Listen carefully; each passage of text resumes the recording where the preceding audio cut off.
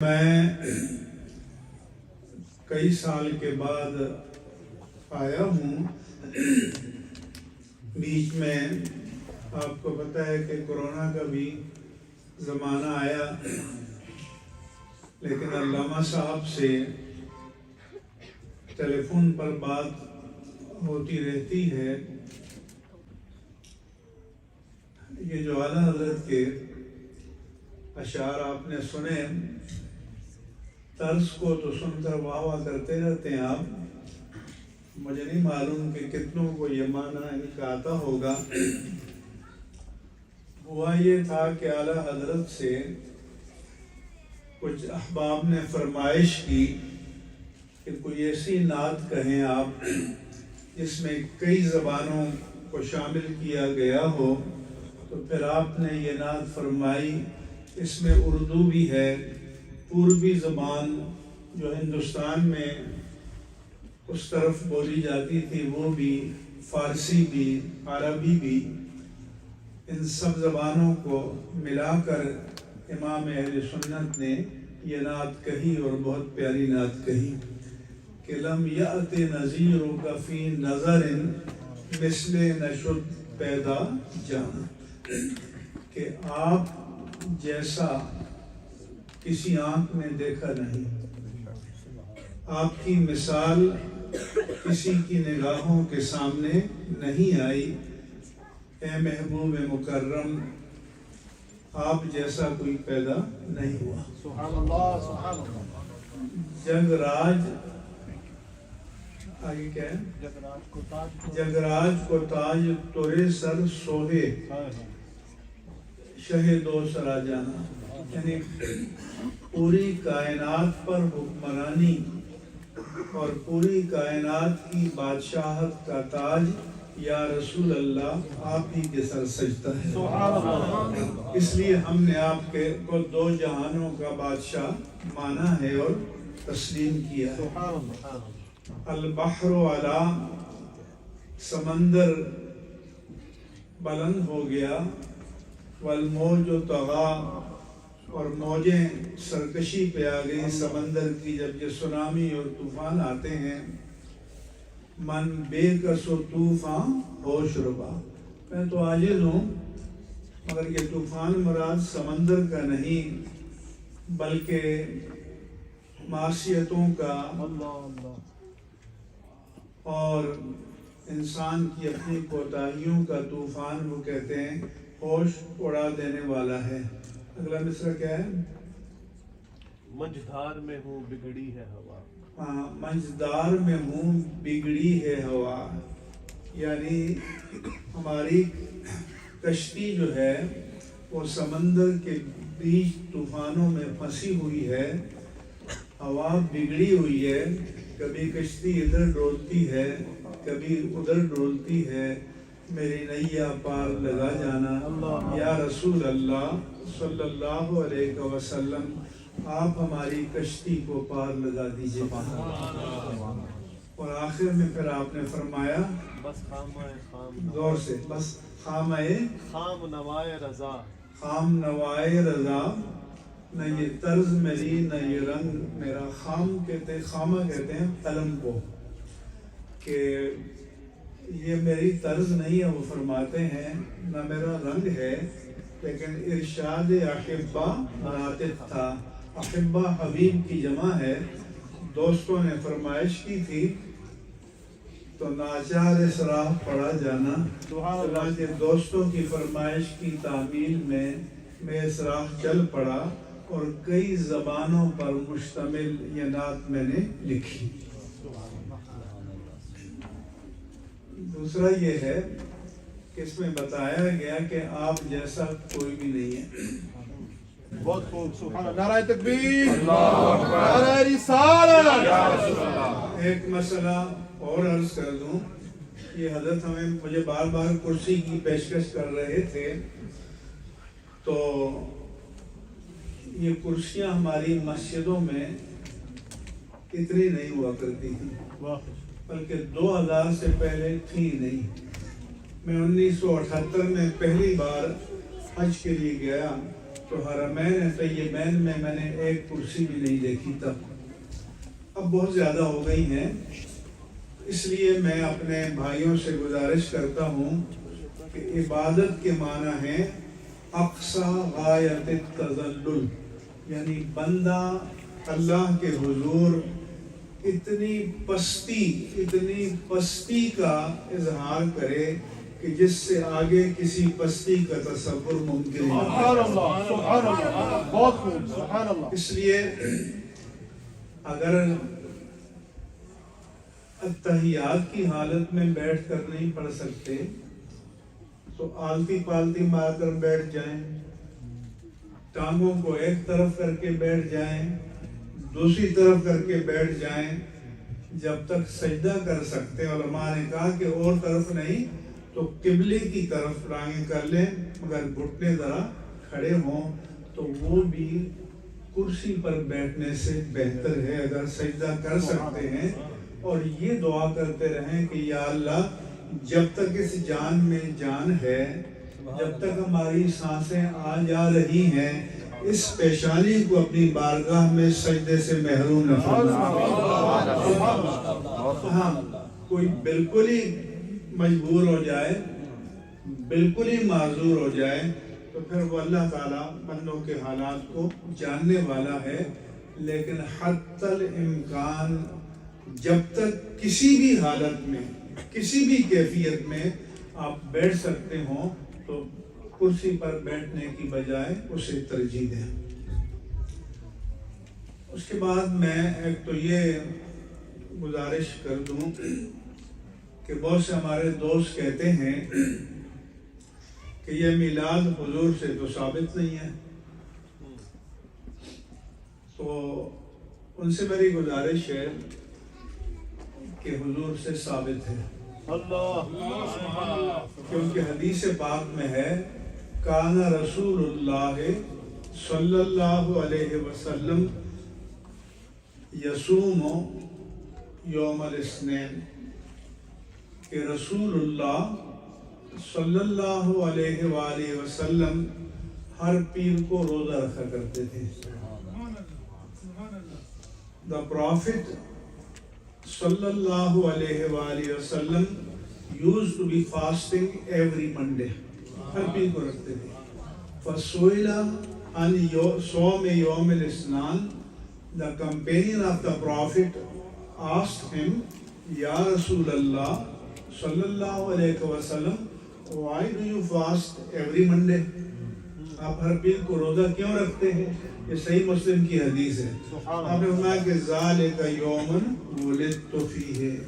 میں ہر پیر کو روزہ اس لیے رکھتا ہوں کہ یہ میرے میلاد کا دن ہے. وَفِيهِ بُعِثْتُ. اور اس لیے رکھتا ہوں کہ اس میں میری نبوت کا ڈکلیریشن جاری ہوا، اس کو بعثت کہتے ہیں. اور انزل علیہ، یا مجھ پر پہلی بار وحی ربانی نازل کی گئی. تو آپ تو سال کے بعد مناتے ہیں، تو حضور تو ہر پیر کو روزہ رکھتے ہیں.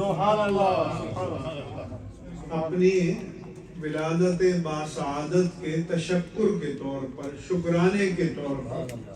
اور قرآن مجید میں ہے حضرت یحییٰ علیہ السلام کے بارے میں کہ سلام علیہ یوم ولد و یوم یموت و یوم یبعث حیا.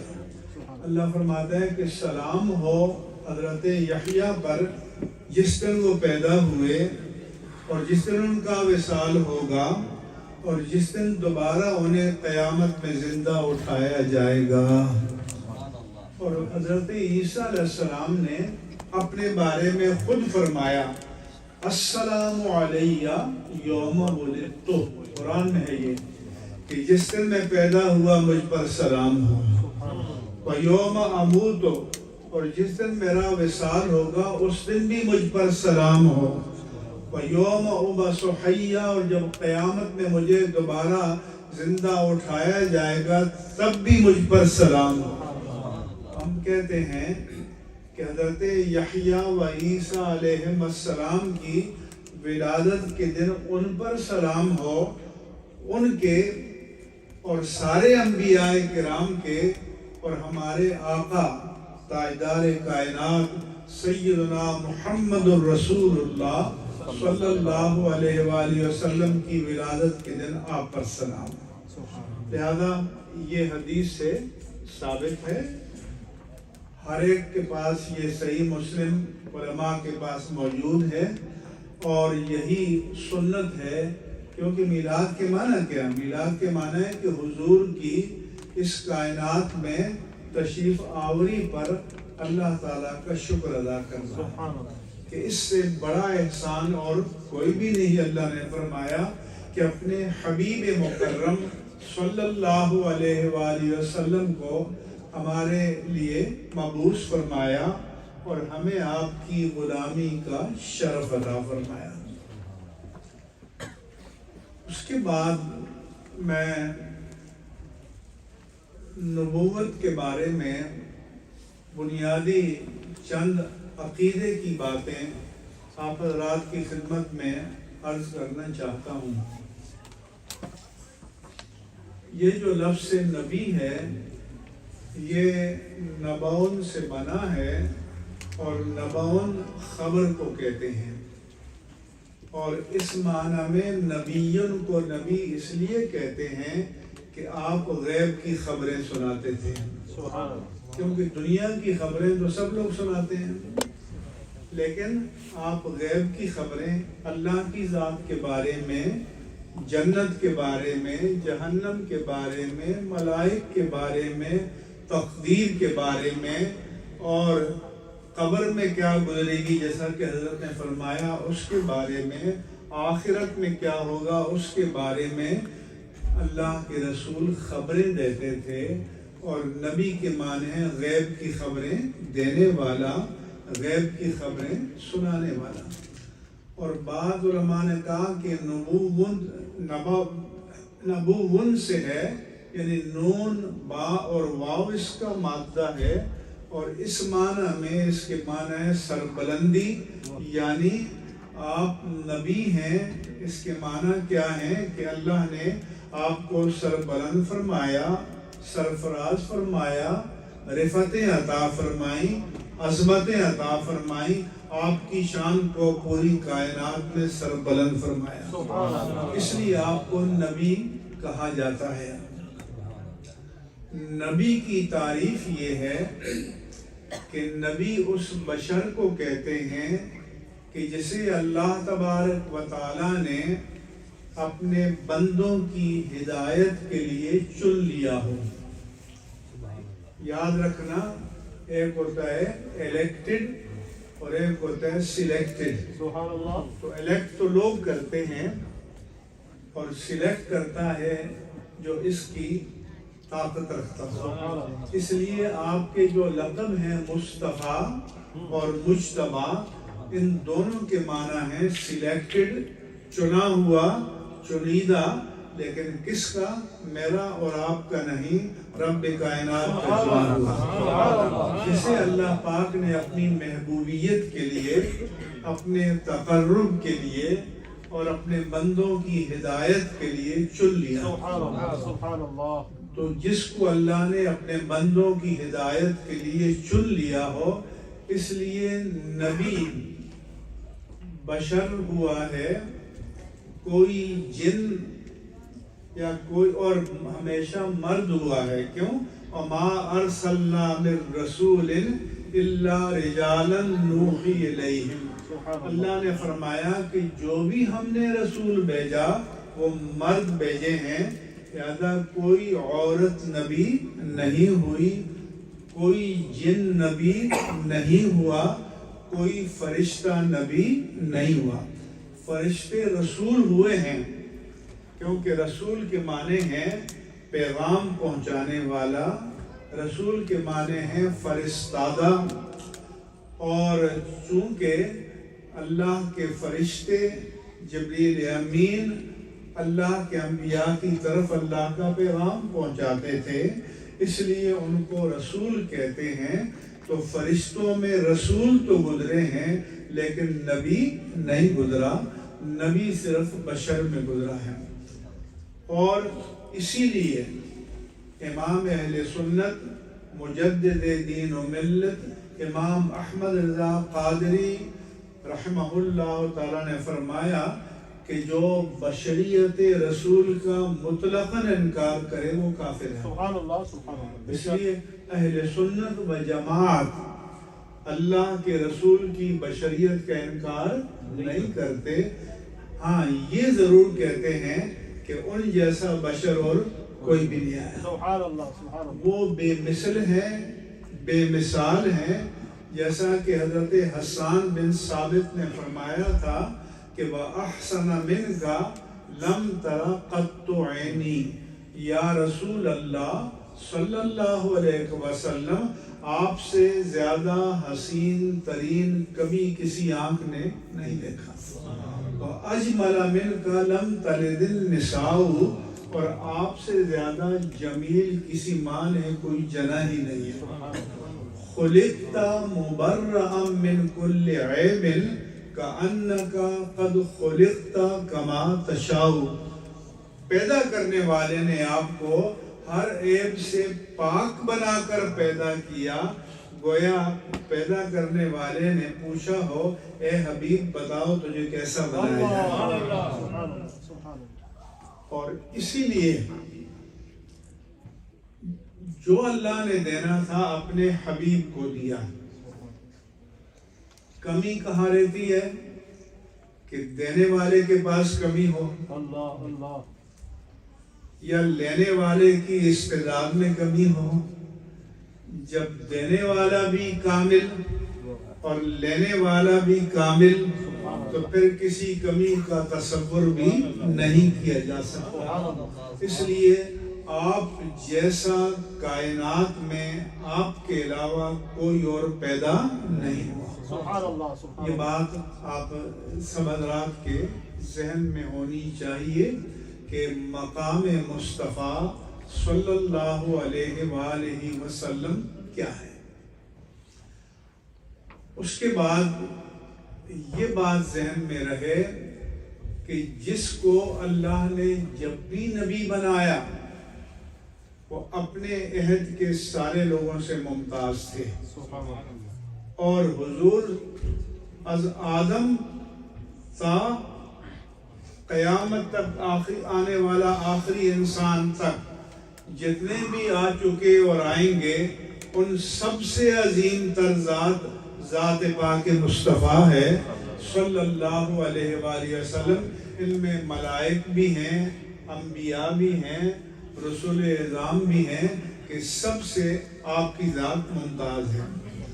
دوسری بات یہ کہ نبی معصوم ہوتا ہے، سبحان اللہ. لہذا نبی سے گناہ کا صدور نہیں ہوتا، نہ صغیرہ اور نہ کبیرہ. بعض علماء نے کہا کہ نبوت سے پہلے بھی آپ سے کوئی صغیرہ گناہ بھی صادر نہیں ہوتا. اس لیے انبیاء معصوم ہیں اور ملائک معصوم ہیں. انبیاء کے علاوہ کوئی اور معصوم نہیں ہے.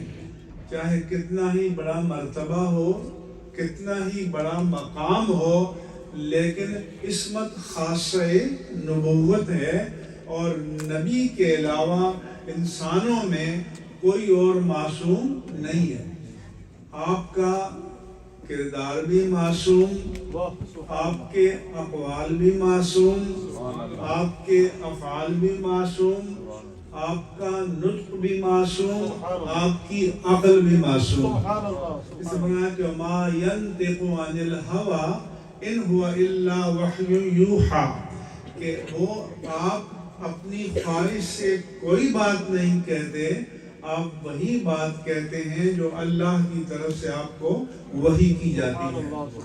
اس لیے نبی کا کوئی مثل، کوئی مثیل، کوئی مثال، کوئی نظیر نہیں ہو سکتا، نہ کبھی ہوا ہے اور نہ کبھی ہوگا. محمد علی ظہور نے کہا تھا نا کہ سونا کوئی لبڑا نہیں کری مثال دا، کہ آپ جیسا کوئی کبھی نہ آیا ہے اور نہ کبھی آئے گا اور نہ آ سکتا ہے. کیونکہ جس کو اللہ تبارک و تعالیٰ اپنا محبوب بنا لے اس سے زیادہ حسین، اس سے زیادہ جمیل، اس سے زیادہ باکمال کوئی ہو ہی نہیں سکتا۔ اس کے بعد نبی چونکہ بشر ہوتا ہے اور بشری احوال آپ پر طاری ہوتے ہیں اور وہ مقام نبوت کے منافی نہیں ہے۔ مثلا نبی سوتے ہیں، جاگتے ہیں، کھاتے ہیں، پیتے ہیں۔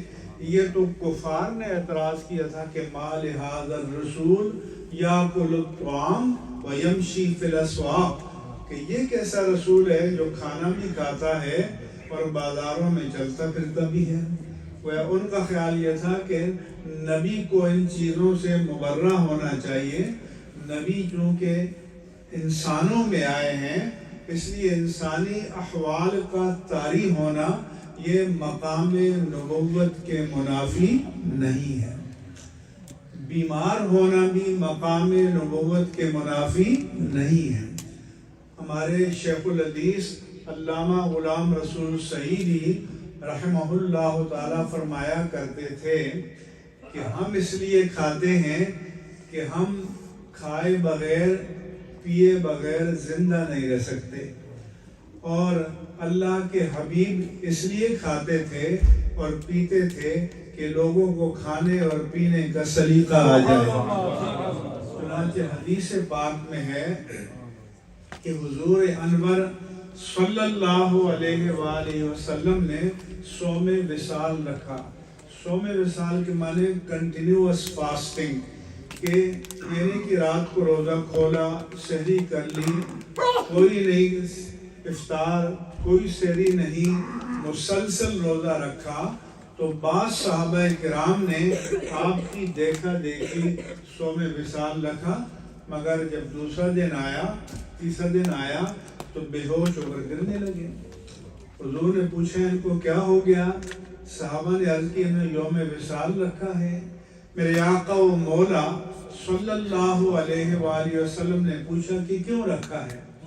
صحابہ نے عرض کی کہ انکا تواصل یا رسول اللہ، یا رسول اللہ صلی اللہ علیہ وسلم، آپ جو صوم وصال رکھتے ہیں، آپ نے فرمایا کہ ایکم مثلی ابیت عند ربی یطعمنی و یسقینی، تم میں سے کون مجھ جیسا ہو سکتا ہے؟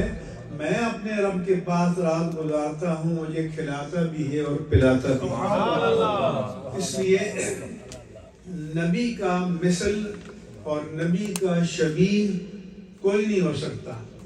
تو بیماری آ سکتی، جیسے بخار آ جاتا ہے، کھانسی آ جاتی ہے، لیکن علماء نے لکھا کہ ایسی بیماری کہ جس سے لوگوں کو گھن آئے، کراہت محسوس ہو، وہ نبی کو لاحق نہیں ہو سکتی۔ جیسے جذام یا کوڑ کا مرض جس کو لیپریسی کہتے ہیں، برس کا مرض یا اسکن ڈیزیز کہ پھوڑے پھنسیاں نکل آتے ہیں، پیپ پڑ جاتی ہے، اس طرح کی کوئی بیماری کسی بھی نبی کو لاحق نہیں ہو سکتی۔ ہر وہ کیفیت کہ جس سے لوگوں کو گھن آئے، کراہت محسوس ہو، تو اللہ کے انبیاء اس سے پاک ہوتے ہیں۔ اس لیے یہ ایوب علیہ السلام کے بارے میں جو لوگوں نے روایات بیان کر رکھی ہیں کہ آپ کو جلدی بیماری ہو گئی تھی، پھوڑے پھنسیاں نکل آئے تھے اور کیڑے پڑ گئے تھے، معاذ اللہ، آپ کو کوڑے کے ڈھیر پہ جا کر چھوڑ دیا تھا، صرف ان کی بیوی جا کر ان کو کھانا پہنچاتی تھی۔ یہ سب باطل ہے۔ ان کو اسرائیلیات کہتے ہیں کہ جو چیزیں ہمارے نزدیک مسلمات میں سے ہیں، all time recognized, accepted, agreed upon، تو اس کے منافی کوئی روایت ہوگی تو اس کو رد کر دیا جائے گا۔ اس لیے ایوب علیہ السلام کے بارے میں بھی جو اس طرح کی بیماری کی روایت ہے، یہ باطل ہے اور یہ درست نہیں ہے۔ اگر کہیں یہ لکھی ہوئی بھی ہو تو اس کو رد کر دیا جائے گا، کیونکہ جو بھی نسبت اور جو بھی صفت شان نبوت کے خلاف ہو مقام نبوت کے خلاف ہو اس کو رد کر دیا جائے گا اور اس کو کسی بھی درجے میں قبول نہیں کیا جائے گا۔ اس لیے جب بھی آپ کے سامنے اس طرح کی چیزیں آئیں، انبیاء کرام علیہم السلام کے بارے میں، رسول اعظام علیہم السلام کے بارے میں، ان کو آل آؤٹ رد کر دینا چاہیے۔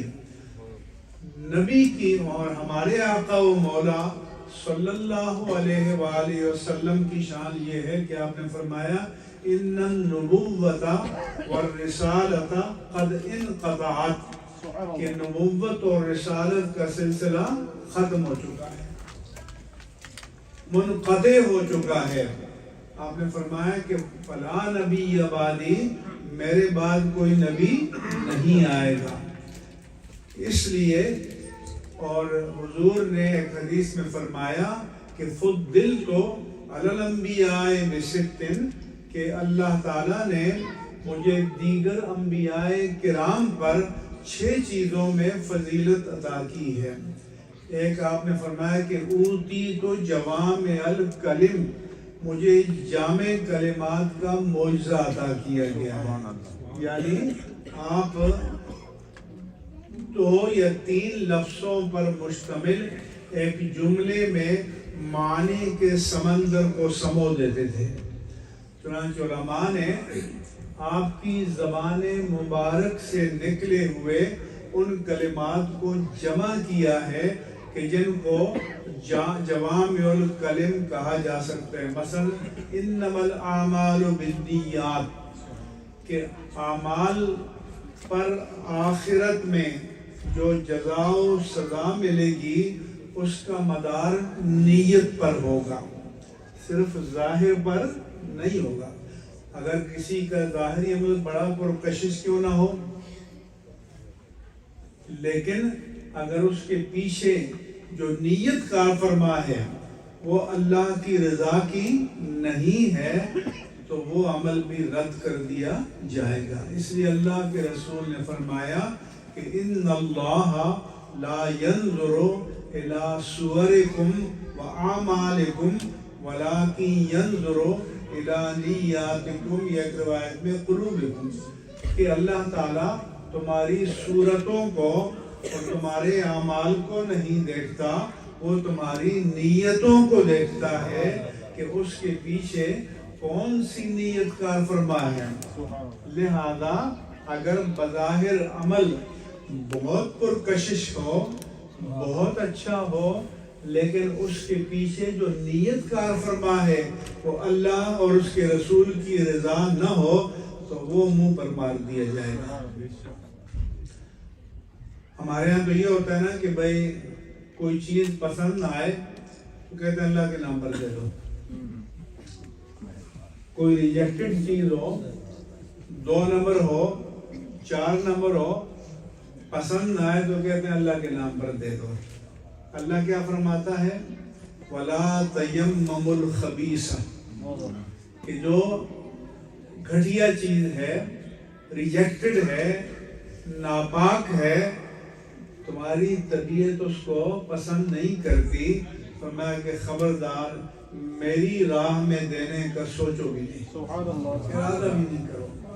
تنفقون منہ، کہ تم اس سے خرچ کرو، وَلَسْتُمْ بِآخِذِيهِ إِلَّا أَن تُغْمِضُوا، اگر تمہیں کوئی ریجیکٹڈ چیز، گھٹیا چیز، 2 نمبر چیز دے تو تم کبھی بھی خوشی سے اسے قبول نہیں کرو گے۔ تو تمہارا کیا خیال ہے کہ اللہ کا ذوق تمہارے ذوق سے بھی کم ہے؟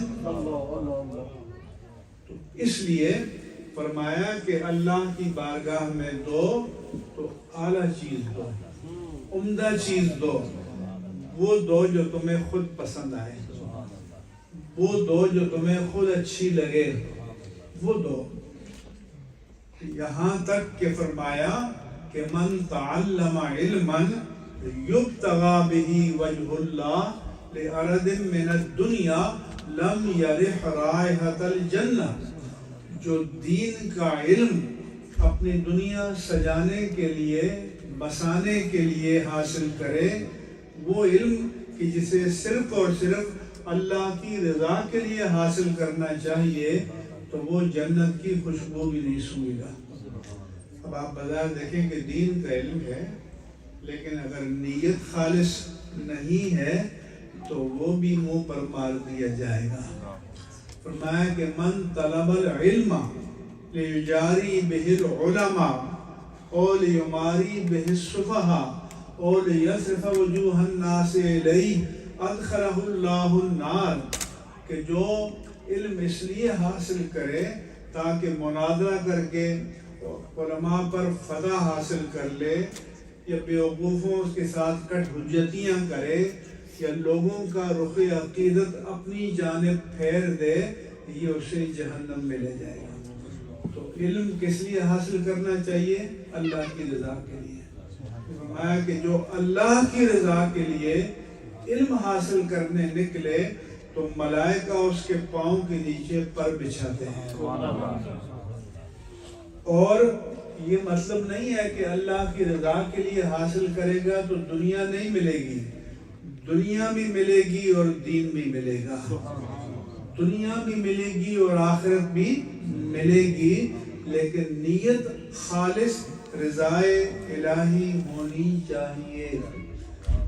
اور اس لیے حضور نے فرمایا کہ انما الاعمال بالنیات، کہ اللہ کی بارگاہ میں جب اعمال پر جزا و سزا کا مرحلہ آئے گا تو یہ دیکھا جائے گا کہ اس کے پیچھے کون سی نیت کار فرما تھی۔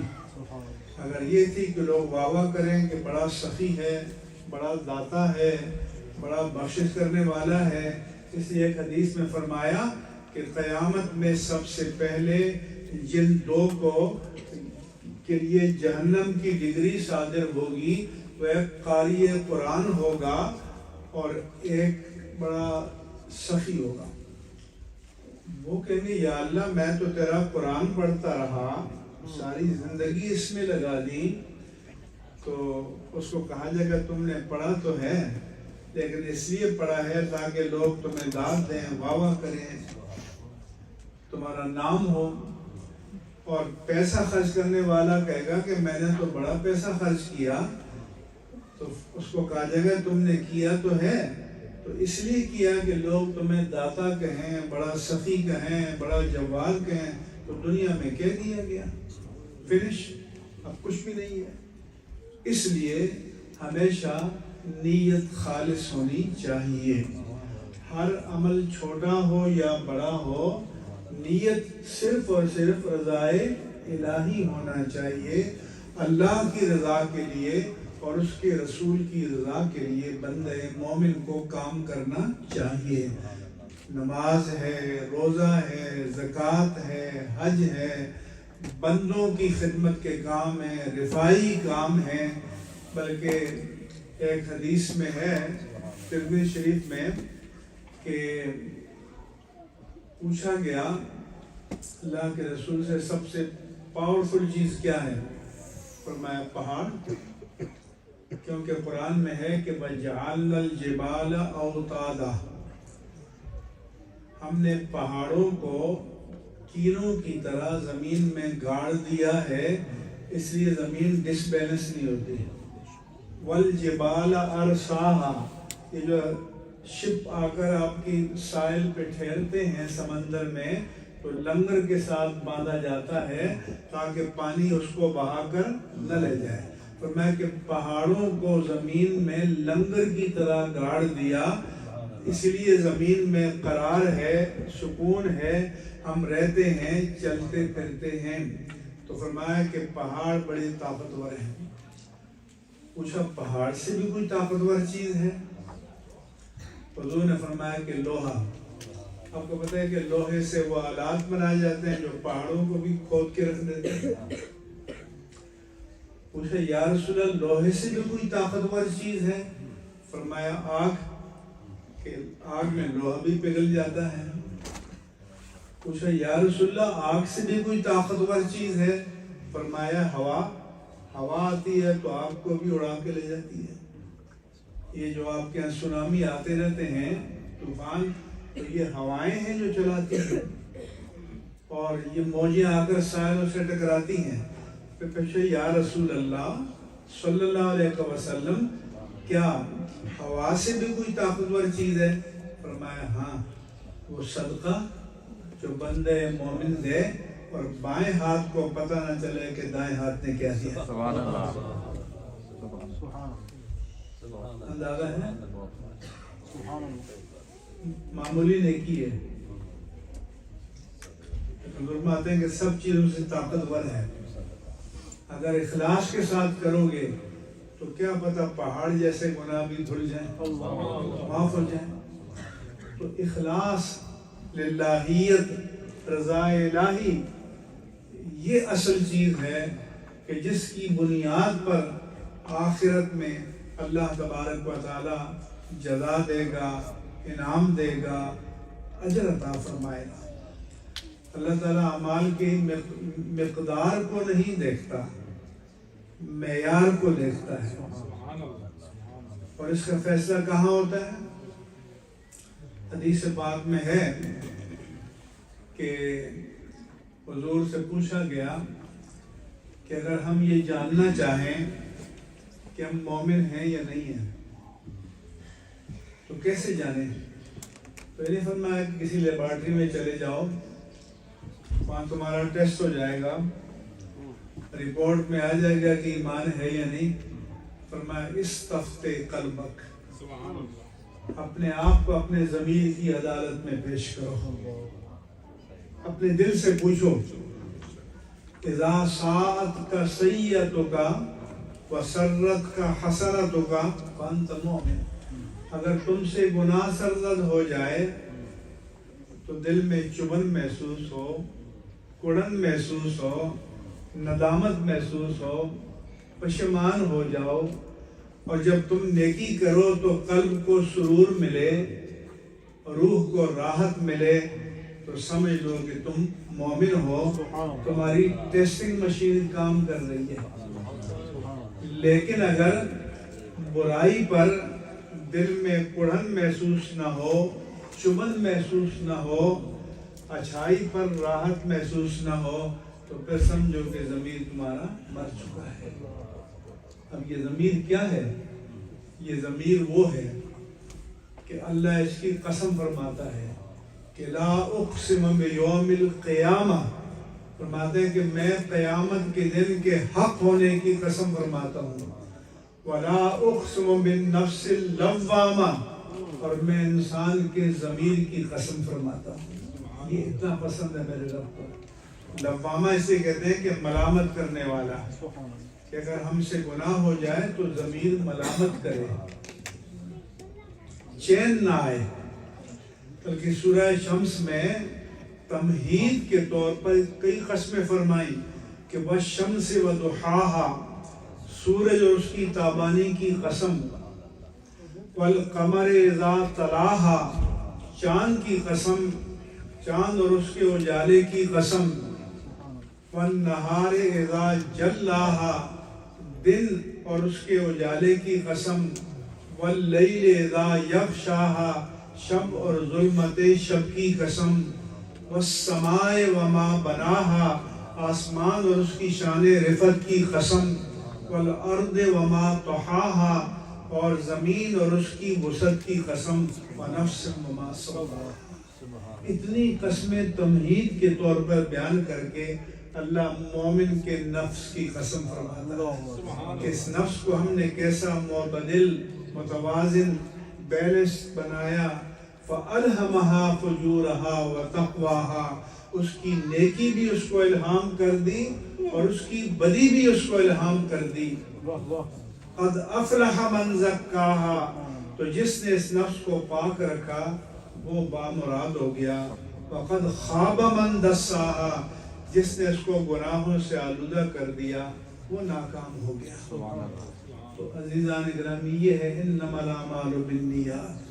اس لیے حضور تعلیم امت کے لیے دعا فرماتے تھے کہ اللہم آت نفسی تقواها وزکھا فانت خیر من زکاہا، اے اللہ تو میرے نفس کو اس کا تقوی عطا کر دے اور تو اسے پاک کر دے، کیونکہ تجھ سے بہتر پاک کرنے والا کوئی بھی نہیں ہے۔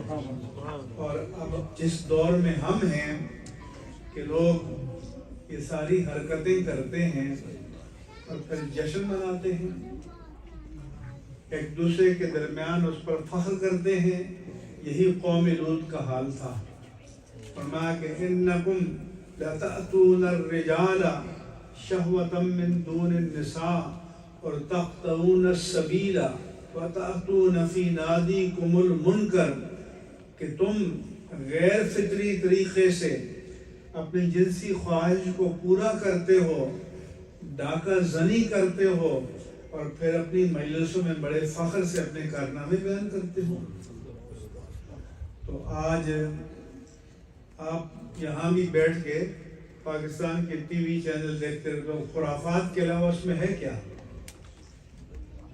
کبھی آپ نے دیکھا کہ وہاں بیٹھ کر کوئی ملک کی فلاح کی بات ہو، کوئی خیر کی بات ہو، ایک دوسرے کو گالی گلوچ دینا، ایک دوسرے کو برا کرنا، ایک دوسرے کی توہین کرنا؟